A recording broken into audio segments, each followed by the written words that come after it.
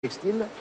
Mon grand-père était tisseur, mon père était fileur, et les métiers que vous voyez devant nous sont des métiers qui fonctionnaient encore en 1914. Ce sont donc des machines que les ouvriers textiles de 91 ont connues. Aux événements de 1891, mon grand-père avait 22 ans, mon père en avait 5. D'ailleurs, malgré son jeune âge, il avait des souvenirs très vivants de cet événement. Il se trouvait à proximité de la Sans-Pareil lorsque les gendarmes à cheval, qui étaient commandés par le lieutenant Julien, attaquèrent les piquets de grève qui empêchaient les ouvriers de la Sans-Pareil de rentrer.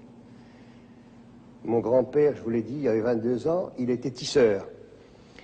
Il était issu d'une famille du Cambrésis, car à un certain moment, les tisseurs du Cambrésis qui travaillaient dans leur cave, sur des métiers à main, avaient été sollicités pour venir travailler à Fourmies dans les nouvelles usines textiles, où les salaires étaient un peu plus élevés, où on leur assurait quelquefois aussi un logement, et toute la famille de mon grand-père est venue s'installer à Fourmies, comme beaucoup d'ouvriers du Cambrésis.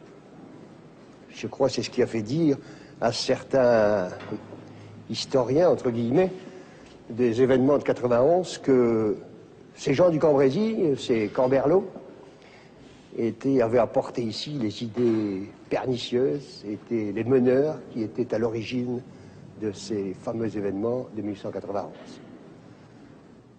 Pour préparer